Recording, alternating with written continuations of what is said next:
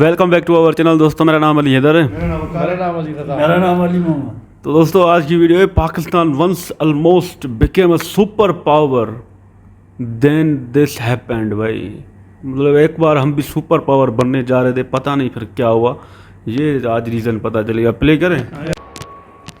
Dollar के मुकाबले पाकिस्तानी रुपया लगातार गिरता जा रहा है। Pakistan Premier once again called his country a beggar state. ये सब सुन के आपके दिमाग में सबसे पहले क्या है? Of course, our problematic neighbor Pakistan, right? Pakistan जो आज billions and billions of dollars की डेट में डूबा हुआ है, जिसके लिए यूएस भी ये कहता है कि दुनिया के सबसे डेंजरस देशों में से एक है। पाकिस्तान एक ऐसा देश जो इतना पॉलिटिकली अनस्टेबल है कि आज तक उसका एक भी प्राइम मिनिस्टर अपना पूरा टर्म पूरा नहीं कर पाया है।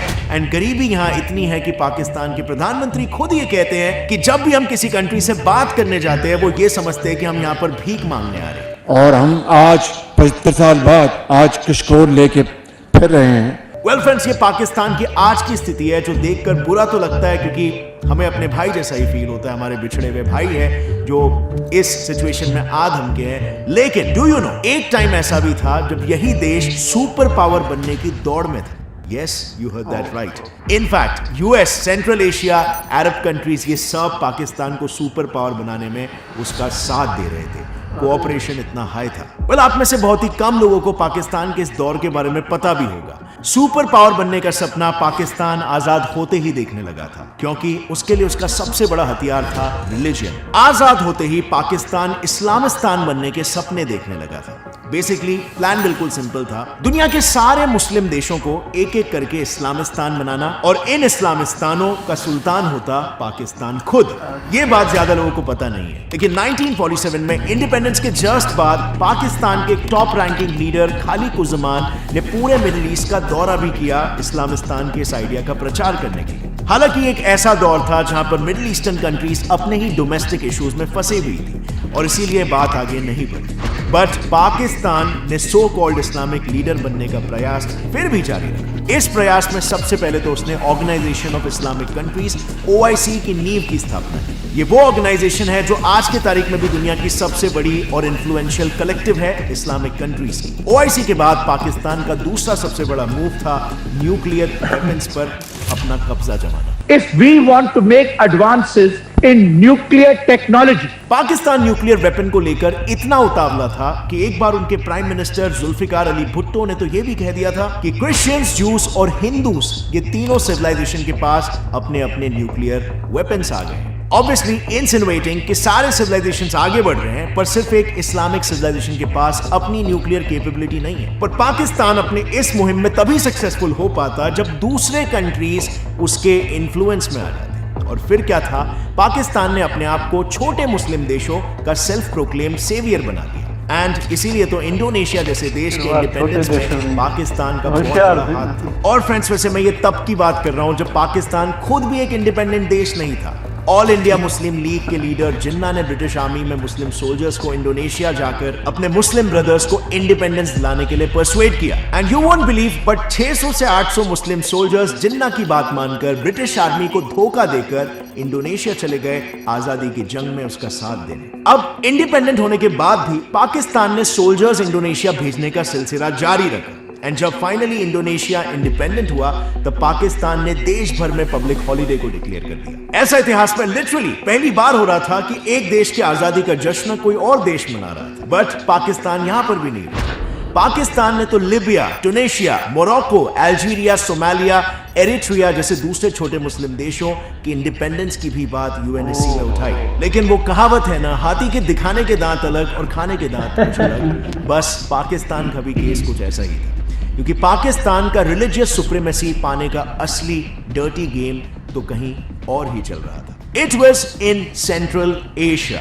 अब ये गेम चलो अलग है, लेकिन पाकिस्तान खुद अपने लोगों को गेम खेलने से रोक रहा है। पाकिस्तान का रिलीजियस डर्टी गेम तो कहीं और चल रहा था। And it was central Asia. 1984 में पाकिस्तानी इंटेलिजेंस ने कुरान के 5000 कॉपीज को इलीगली यूएसएसआर के सदर्न बॉर्डर्स के थ्रू स्मगल किया था। इनफैक्ट नारकोटिक्स, वेपन्स और भी कई सारे इस्लामिक बुक्स भी यूएसएसआर बॉर्डर के अंदर पहुंचाए जा रहे थे। सो पिक्चर दिस, आज ऐसा क्यों है? कम्युनिस्ट यूएसएसआर के 15 में से 6 रिपब्लिक्स तो मुस्लिम मेजॉरिटी। वेल, पाकिस्तान को यूएसएसआर को डिस्टेबलाइज करके इसी का एडवांटेज लेना था और इसीलिए वो इन देशों में इस्लामिक रेडिकलिज्म को बढ़ाने की कोशिश कर रहा था। लेकिन just imagine things over here, USSR वो टाइम का एक सुपर पावर था और पाकिस्तान शेर के मुंह में सीधा हाथ डाल रहा था। इतना वो टाइम पे पाकिस्तान की डेयरिंग थी। अपने इस मकसद में सक्सेसफुल होने के लिए उसने मुजाहिदीन टेररिस्ट को भी सेंट्रल एशियन स्टेट्स में एक्सपोर्ट करना शुरू कर दिया। उसने Islamic union of the northern people of Afghanistan नाम की एक सीक्रेट ऑर्गेनाइजेशन भी बनाई, जिसका हेडक्वार्टर पेशावर में था और इसका मिशन था सोवियत के मुस्लिम्स को आजाद कराना। काइंड ऑफ लाइक जो वो कश्मीर के साथ करने की कोशिश कर रहे हैं आज की तारीख में। Even international movement of Uzbekistan IMU नाम की एक एक्सट्रीमिस्ट ऑर्गेनाइजेशन को पाकिस्तान अपना सपोर्ट देता था सो दैट सेंट्रल एशिया में उसका इन्फ्लुएंस बना रहे। एंड 1991 में सोवियत के कोलैप्स के बाद भी पाकिस्तान ने इन देशों को डिप्लोमेसी और ट्रेड जैसी बड़ी चीजों से लेकर छोटी चीजों में भी ट्रेनिंग दी, जैसे कि banking, accountancy and even English language. Eventually Pakistan का इन पर इन्फ्लुएंस इतना ज्यादा हो गया कि ताजिकिस्तान के फॉरेन मिनिस्टर ने तो ये तक ओपनली कह दिया कि हम इंडियन मिलिट्री बेसिस को कभी अपने सॉइल पर अलाउ भी नहीं करेंगे। वेल, ये तो बात थी सेंट्रल एशिया की, लेकिन यूएसए और अरेबियन सुपर पावर्स को भी पाकिस्तान ने अपने साइड में कर लिया था। Really, that's true. अगर अर्ली 50s में किसी एशियन कंट्री के यूएस के साथ सबसे फ्लरिशिंग रिलेशंस थे तो वो देश था पाकिस्तान। रिलेशंस इतने अच्छे थे कि यूएस पहली कंट्री थी जिसने इंडिपेंडेंस के बाद पाकिस्तान को एज ए कंट्री एक्सेप्ट करके उसके साथ डिप्लोमेटिक टाइज बनाए। साल 1950 के बाद से ये दोस्ती और भी गहरी होती चली गई। पाकिस्तान के आजाद होते ही यूएस प्रेसिडेंट हैरी ट्रूमैन ने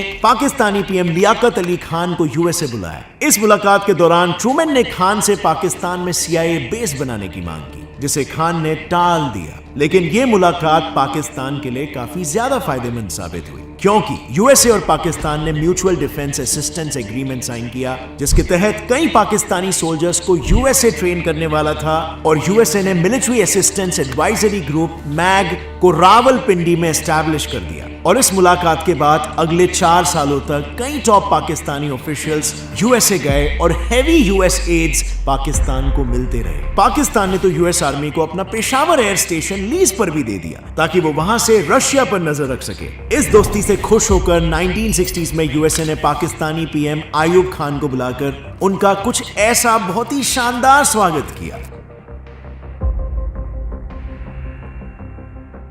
इस मुलाकात के बाद पाकिस्तान की एशिया में पोजीशन इतनी स्ट्रांग हो गई थी कि जुलाई 1971 में यूएसए और चाइना के बीच डिप्लोमेटिक टॉक्स पाकिस्तान ने शुरू करवाए थे। कोल्ड वॉर के दौरान पाकिस्तान यूएस का एक मेजर एलाय बन गया। इन दोनों कंट्रीज में कोऑपरेशन इतना बढ़ गया कि साल 1979 से 1988 के बीच पाकिस्तानी इंटेल एजेंसी ISI और अमेरिकन इंटेल एजेंसी CIA ने साथ मिलकर यूएसएसआर के खिलाफ बिलियंस ऑफ डॉलर्स के मिशंस किए और 1987 तक तो पाकिस्तान यूएस से इतना एड ले चुका था कि वो इजराइल के बाद दूसरा सबसे बड़ा एड रिसिपिएंट बन गया था। और ऐसे ही बीतते सालों के साथ पाकिस्तान और अमेरिका की दोस्ती एकदम मजबूत होते जा रही थी। इस दोस्ती का पाकिस्तान को भरपूर फायदा हो रहा था। पाकिस्तान बहुत ही खुलकर यूएसए की मदद ले रहा था। लेकिन फिर साल 2001 में यूएस में 9/11 का आतंकी हमला हुआ। अब इस बार यूएस को पाकिस्तान की मदद की जरूरत थी। वो इस हमले के सूत्रधार ओसामा बिन लादेन को पकड़ना चाहते थे और बस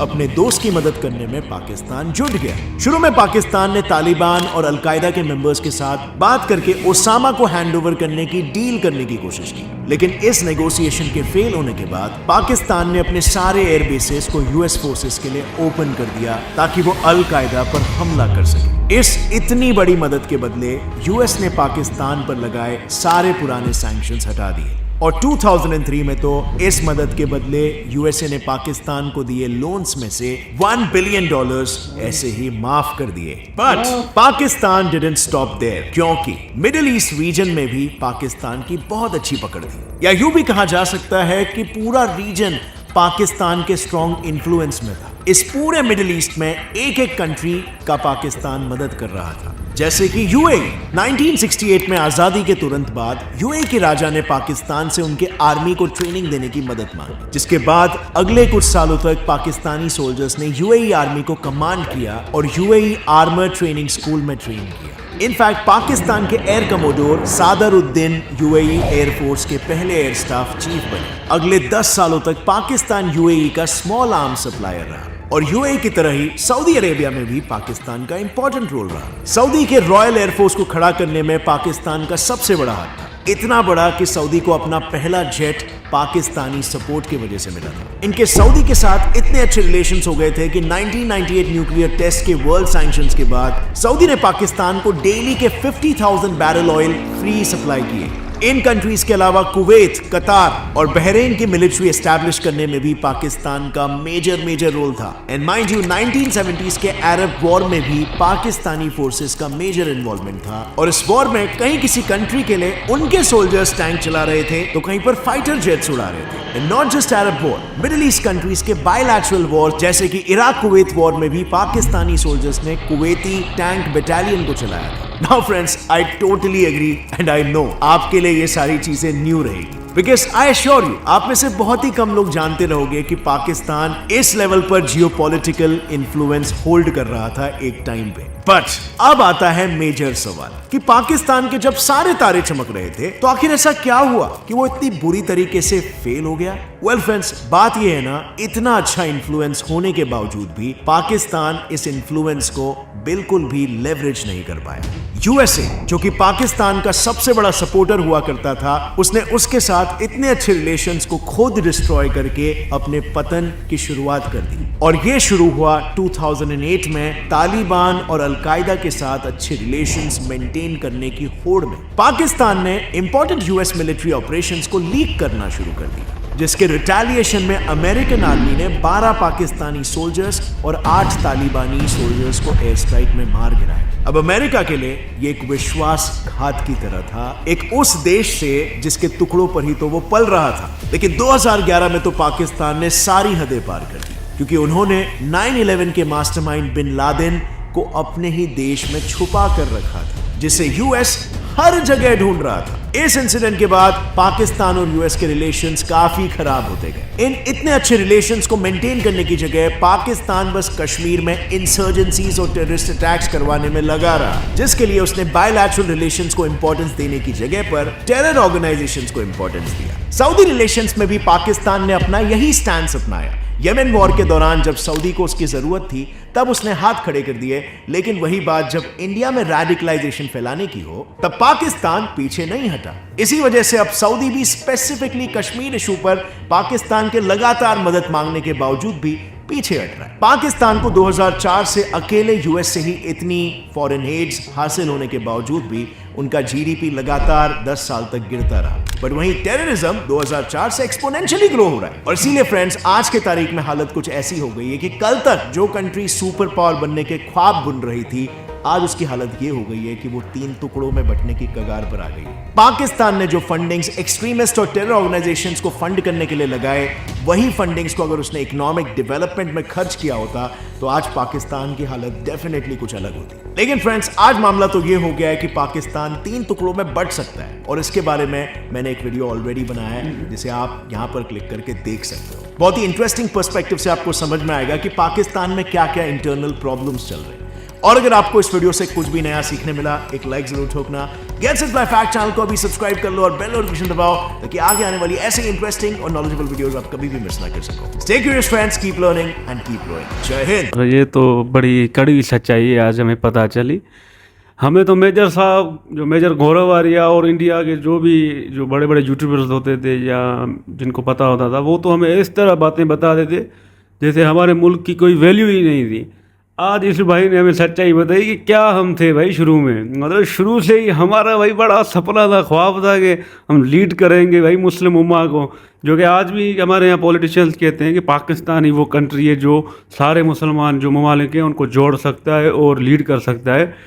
बट पता नहीं कैसी नज़र लग गई यार। अमेरिका भी हमारी सपोर्ट में था, हर बार वो हमें सपोर्ट करता था और हम भी वहाँ जाते थे। हमारे जो अयूब खान थे उनको भी वेलकम किया, वो भी बताया $1 बिलियन भाई माफ़ कर दिए, ये बड़ी रकम है उस दौर की भाई। क्या यार, पता नहीं क्या अपने ही पैरों में कुल्हाड़ी मार दी यार। सऊदी जैसा कंट्री, यूएई वाले हमारे फौजियों को बुलाते हैं कि आओ हमारे को ट्रेनिंग दो, और ये जो जिस तरह भाई ने बताया ना, बड़ी बातें दी यार। लेकिन हमारे वालों ने यार क्या किया यार, वहाँ पे हमले भी यूएसए में हुए, 9/11 का बोल रहा है, फिर भी उन्होंने हमें कहा कि आप हमें बेसिस दो, हमें ये सब करने की इजाज़त दो।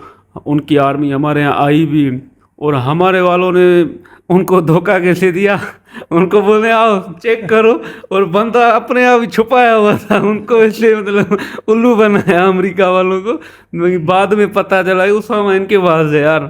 तो ये हमारे यार पाकिस्तानी क्यों ऐसे कर रहे थे यार। लोग भाई बता रहा है टेररिस्ट ऑर्गेनाइजेशन ही बनाते रहे, अफगानी तालिबान, अलकायदा, उनके साथ रिलेशन थे, और उस वजह से अमेरिका ने बोला ये हरामी धोखेबाज है, इनको साइड करो, ये खा जाएंगे।